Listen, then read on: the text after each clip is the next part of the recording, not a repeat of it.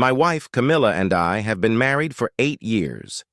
We met in our last year at college where we dated on and off, but there was nothing special in our relationship.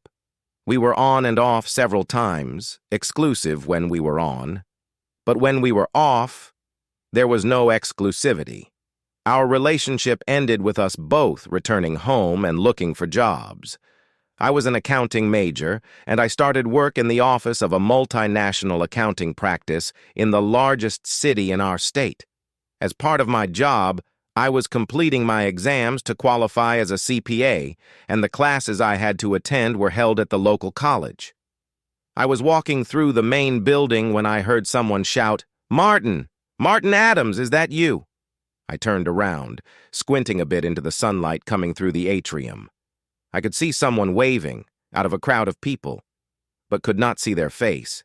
As the woman approached, I realized it was Camilla. She didn't stop running until she was pressed against me with her arms around my neck. Don't ask me what happened, but for the first time in our lives together, sparks flew, and we had a passionate kiss that just didn't want to end. Eventually, I had to come up for air, and I looked at Camilla. "Whoo, let's go get a coffee and catch up." Camilla was a lecturer at the college in ancient Greek, which was her major. She had moved here about 3 months ago and had taken an apartment in town. Surprisingly, it was only a 15-minute walk from my apartment. Our relationship in college had been fun but not deep. But Camilla had changed in the 6 months from our graduation. She had matured, and I just wanted to spend time with her. That night, we went for dinner, then drinks, and I walked her home. She asked if I wanted to come in for a nightcap, and even though we've made love many times, I said, "No, this is the start of a new relationship between us. Let's go slowly." She blushed and smiled, but said nothing. The slowly lasted about 1 minute. I reached in to give her a gentle kiss, when she grabbed me and gave me another passionate kiss and whispered, "Let's make love. We're getting married in 6 months and we need practice." She was wrong. By 1 month. We were married 7 months later. I didn't think I ever properly proposed. She started planning the wedding a week after we met, and I bought an engagement ring at the same time I bought wedding rings. Sometimes things are just right, and this was one of them. We bought a house in a new subdivision and moved in after our honeymoon. Life was very good. About 3 years into married life, I suggested that Camilla go off the pill. She looked at me saying, "I have never been on the pill." A cog turned in my brain, and I replied, "But that means we never use birth control. How come you never got pregnant?" The look on her face suggested she had never thought of that. I quietly suggested she go and see a doctor just to make sure. After several tests, it was confirmed that Camilla was incapable of having children. This was a very bad time in both our lives, but I loved her.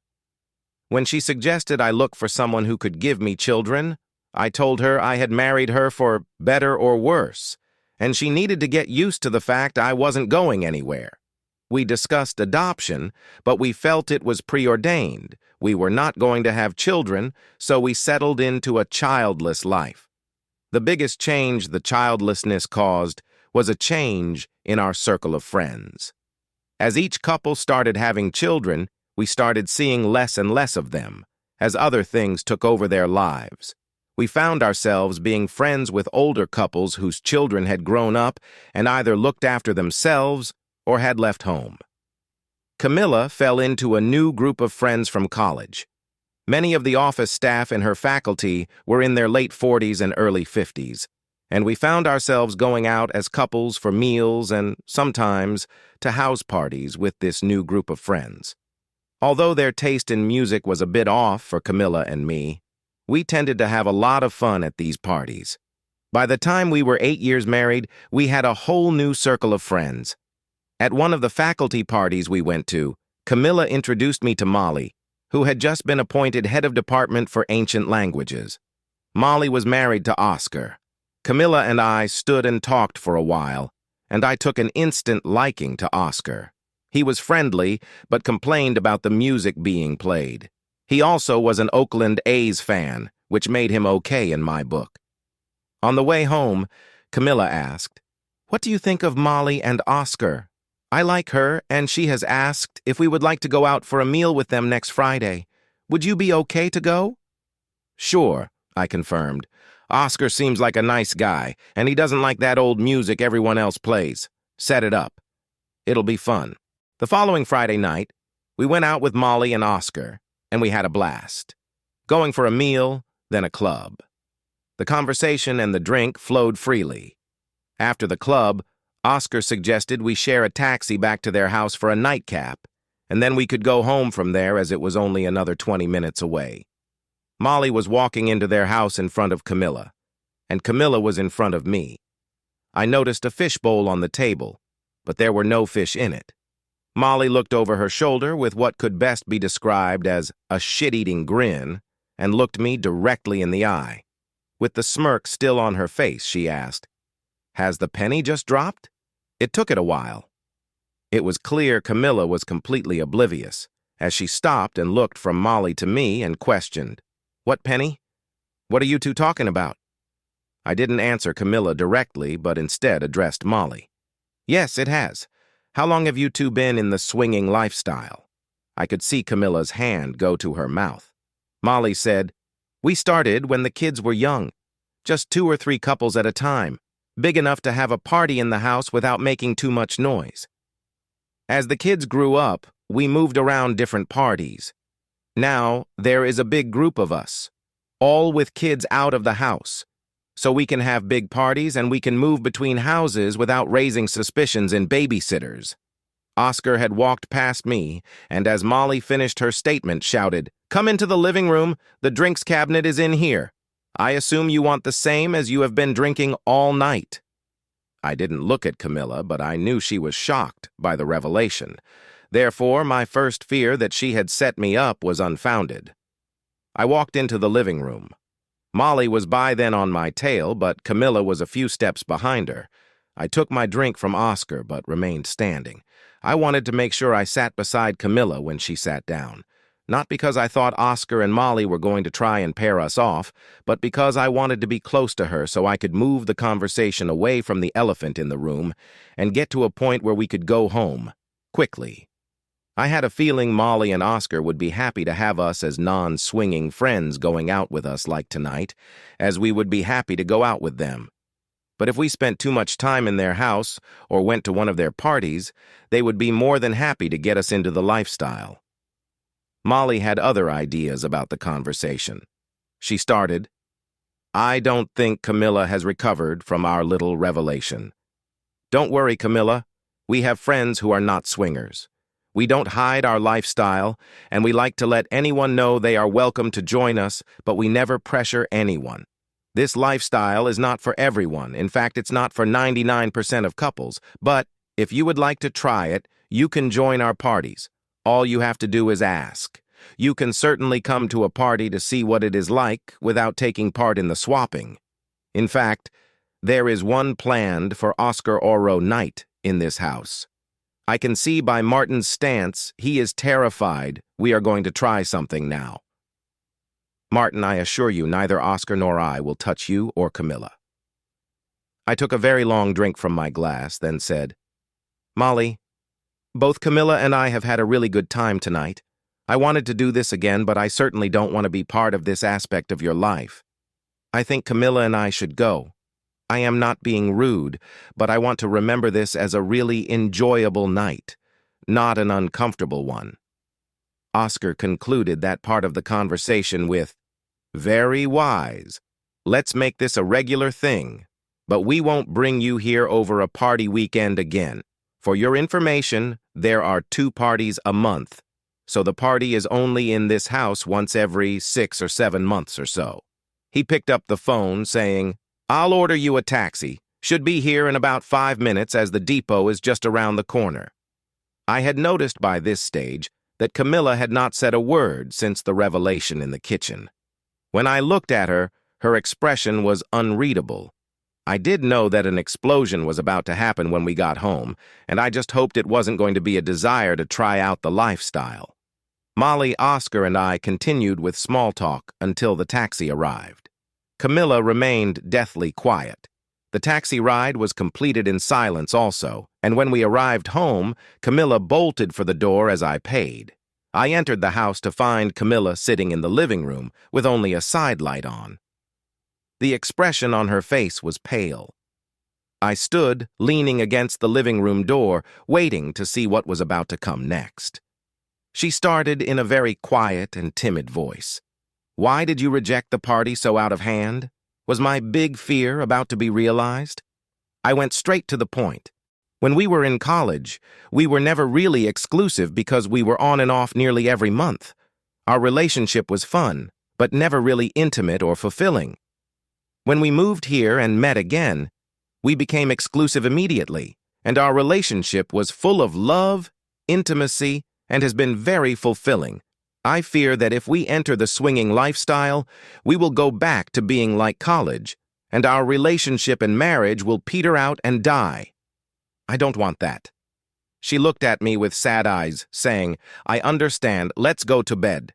That night we lay in each other's arms, clearly engrossed in our own thoughts. I hoped beyond hope that Camilla had not fallen for this as a lifestyle choice because for me, it was a lifestyle ender. The next morning, I woke up early and went to the kitchen to make some breakfast. About 10 minutes later, Camilla came into the kitchen, gave me a smile, and started making coffee. We both sat at the table, and it was clear neither of us knew where to start, but the silence was, at least, comfortable. Eventually, Camilla started, "When did you know they were swingers?" "I didn't," I replied. "Well, not until I saw the empty fish bowl. I was looking at Molly, and her head started to nod in a sort of laugh, and it struck me, that was not a fish bowl, it was a bowl for car keys in a swingers party." Camilla looked at me. "I don't get it?" I smiled. My wife was very clever, but not always in the ways of the world. I explained, "The story goes that at swingers parties, the couple puts their car keys in a bowl or bucket. At the end of the night, the woman reaches into the bowl and takes a set of car keys. The one who owns the car goes home with this woman, and they make love. The idea is that the choice is random. There is no choice of partners, no need for mutual attraction, just random choice. I'm sure the meaning of swinging is in there somewhere, but I don't know where. All I know is that it's supposed to be just random lovemaking between a closed group of people." Camille sat in silence for a while, clearly savoring her coffee, and then asked, "You won't make love to different women? You sure you won't? You said last night that when we were on and off, you really didn't feel it for me, but as soon as we were exclusive, you just fell for me. I loved you from the start, and I could never understand why it kept coming apart. I thought the variation was good for us. I never fully understood. I don't think I do now." Camilla stood up and announced, "I'm going for a shower." I watched her climb the stairs, then went to the yard to cut the grass and do some cleanup. At about 1 o'clock, Camilla called me in for lunch. As soon as I sat down, I knew she wanted to talk more. She opened the conversation. "I have been thinking about what you said last night and this morning, and I have been trying to put it into context with my own feelings. As you know, I have always loved you deeply. I never had a problem sharing you as I always felt you would come back to me, and ultimately, I was right as we are married now. Sharing for me was an experience that expanded what we did. I never knew you disliked it so much. I thought you enjoyed it like me. I don't know, but this has really got into my head. I need to figure it out. Exclusivity for me was always about having children. It was needed for the emotional development of those children. Now we can't have children. I wanted to see what my feelings are on expanding things, but I did not know how. When you and Molly mentioned swinging, I had a light bulb moment. You noticed my strange reaction, but you didn't mention it. Then you shut it down so fast. I need to understand your dislike of sharing, and I need to know if I still would like to or not. I need to see how it works for others and why you can't do it. I need to go to this party tonight. I have spoken to Molly, and we can go as non-swinging guests. Will you take me?" My heart sank. I was shocked, disappointed, but above all, terrified.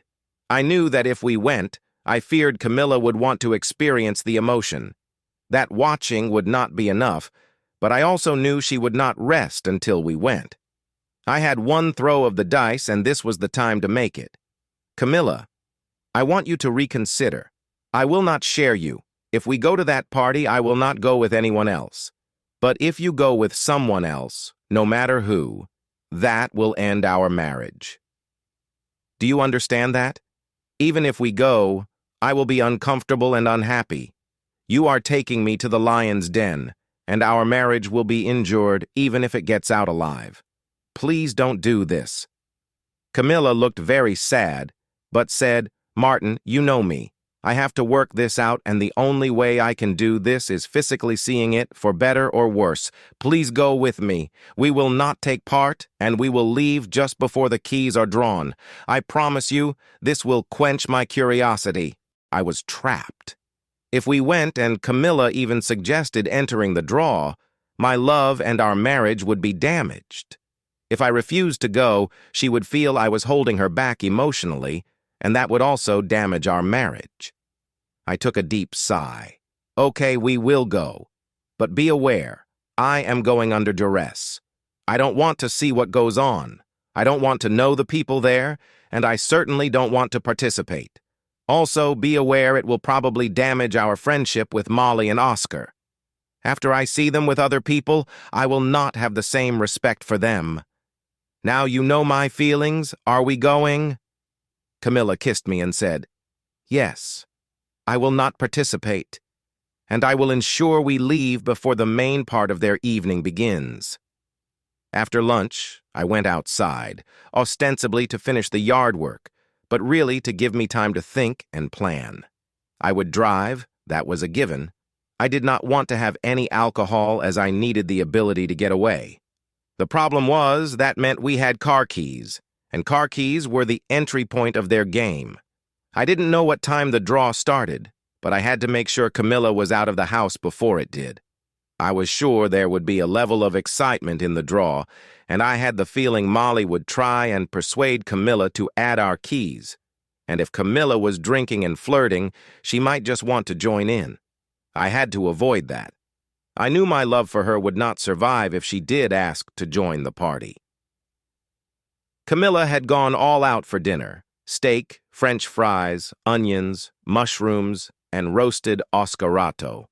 This was definitely a butter-me-up dinner. I hoped it was only for attending. I was nervous as hell. Camilla didn't know it, but I did. Our marriage was on the line. We finished dinner in relative silence, both wrapped up in our thoughts. Once we had finished clearing up, Camilla told me to go up to shower, and she had left my clothes on the bed. I showered and shaved before entering the bedroom. Camilla was sitting at her dressing table applying makeup. She was wearing a red G-string. That was not unusual. What was unusual was that she had no bra on.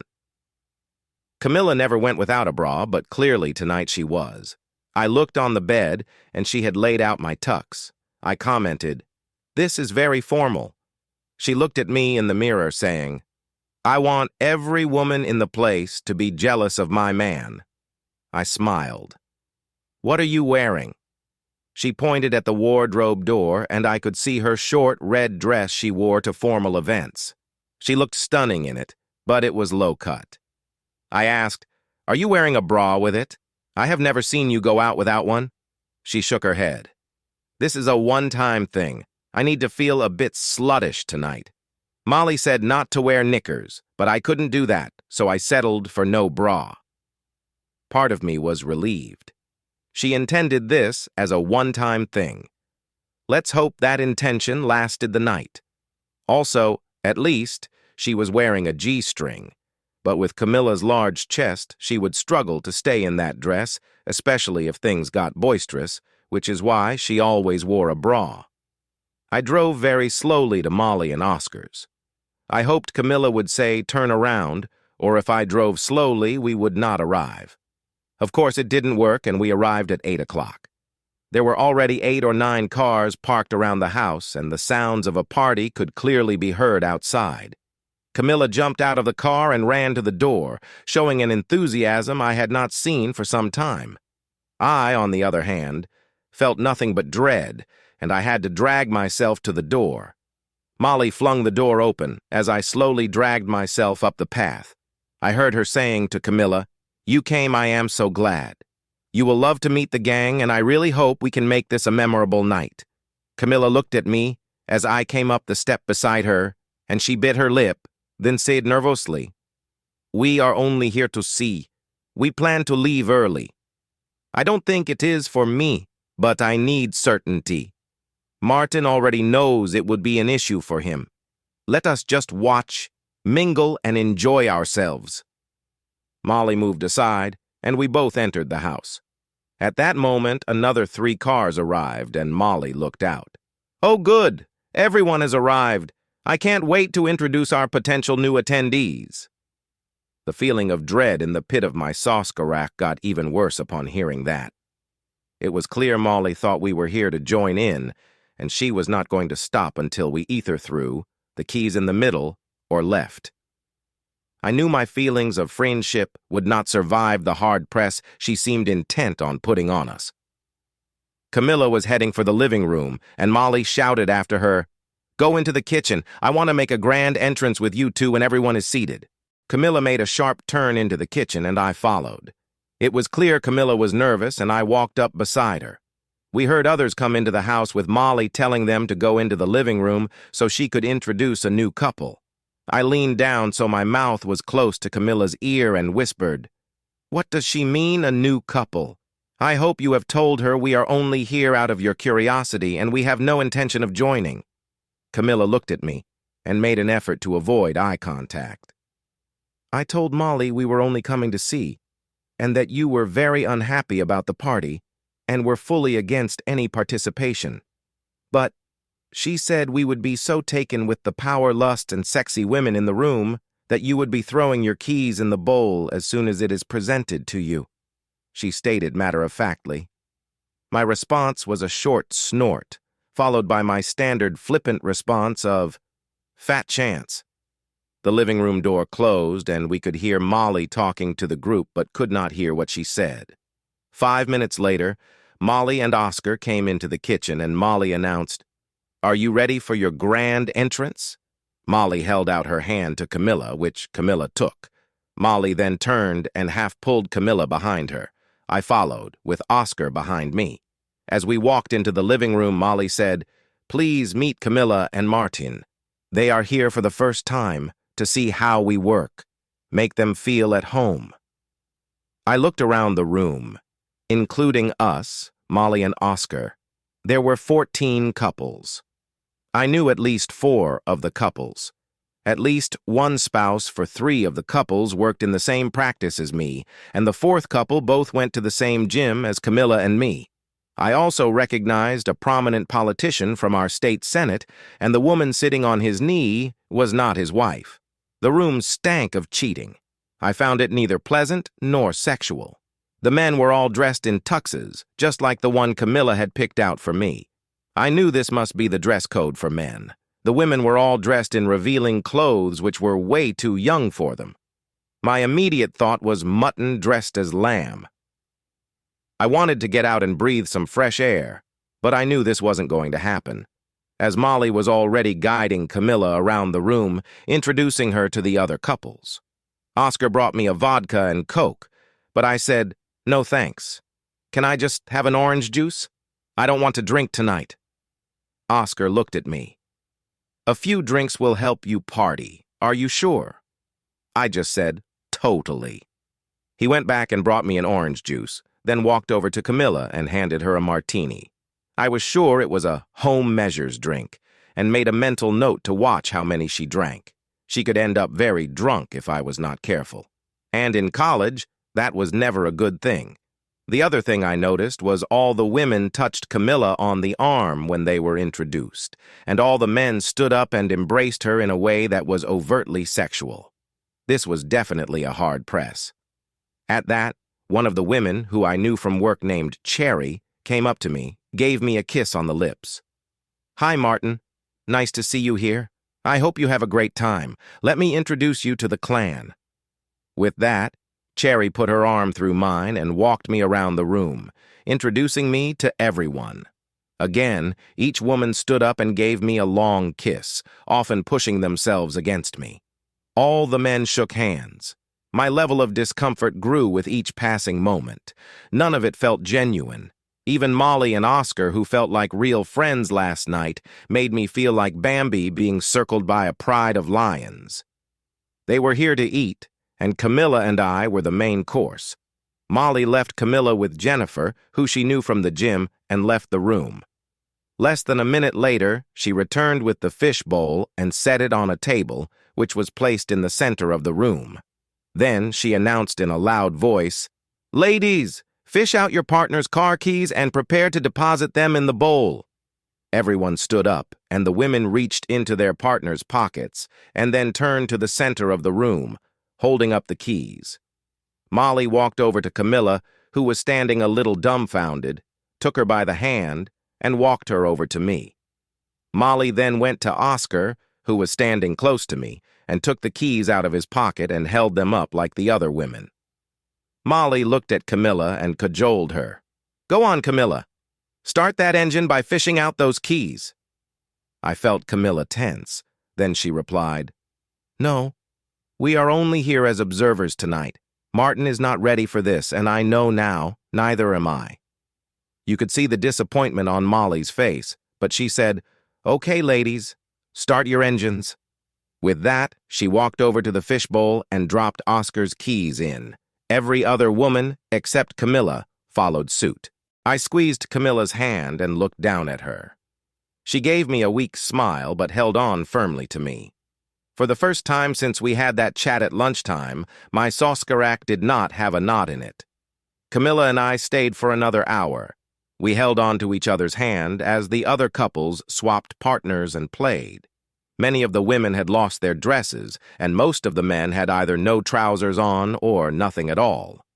It was Camilla that went up to Molly and said, "I am certain this is not for us. Thanks for letting us watch, but we will leave now." We slipped out the door quietly and returned home. The journey was in total silence, and as we entered the house, Camilla ran up the stairs. She returned 15 minutes later, wearing her robe. She asked, "What do you want to drink? I think we both need one." "A whiskey and water for me, please. I need to waken my throat up after all that smoke." Camilla handed me a drink, then made herself a vodka and orange. As she sat, the robe opened and she was wearing nothing underneath. She looked into my eyes and calmly stated, "I looked into that room tonight and felt nothing exciting or sexual about it. Exclusivity is the only answer for you and me. I really needed to see it to understand your thoughts. It was vital I did, and I never want to see that again." I smiled and pulled Camille to me, as tightly as I could. I made sure the robe was open so I had full access to her body. That night, we made love very hard. We both had a lot of tension, and what we were doing was a stress reliever. We both woke up around the same time the next morning. I asked Camilla if she wanted breakfast, but she replied, "No, we need to talk about last night and I want to do it here, in bed. I now understand why you didn't like sharing and why our relationship is stronger with only us in it." She was lying on my chest, and I suspected she could feel the knots in the muscles relax as she said that. She continued, "I am sorry I made you go through that, but I needed to see. What I saw was a sleazy group of people who really didn't want to be married, and I knew the only thing I really want is to be married to you." The room did not smell of power or lust. It smelt of corruption and infidelity. You were right. I doubt we will be able to go out with Oscar and Molly again, because I will never be able to consider them a loving couple. I want to grow old with you, and I only need you. We lay in total silence for over an hour, just holding each other close. We didn't need to make love, we didn't need to talk, and we didn't need to kiss. We both were thinking the same thing. We had dodged a bullet, and our love and marriage would be stronger, for we never wanted to try that again. Shortly after that night, a new couple moved into the house beside us. They were a year or so older than us, and were also childless. This appeared to be through choice, but we didn't mind. We quickly made friends and they introduced us to others of our own age. As for Molly and Oscar, their party scene exploded about 2 months later. The problem started with an investigative piece in our local newspaper. The piece was about a local senator who went to swingers parties with various women from his staff. The article named all those at the parties. Molly and Oscar were named as the couple who had set up the whole club. The backlash went on for weeks, with the senator eventually resigning. The exposure put a lot of families under pressure. I saw Cherry at work, and she looked terrible. Her 2 children had found out about the article and had virtually disowned their parents. It was also clear that Jennifer and her husband's marriage was on its last legs, and the article had finished it off. The last time I saw Jennifer at the gym, she was leaving with the contents of her locker in a bag. She told me the divorce would be amicable, but she was moving back to her home state. As for Molly and Oscar, their house went up for sale and they vanished from the area. No one knew where they went, and it's sad to say, no one seemed to care. Subscribe to our channel to keep your partner from cheating on you, and listen to the next story because this story is nothing compared to the next.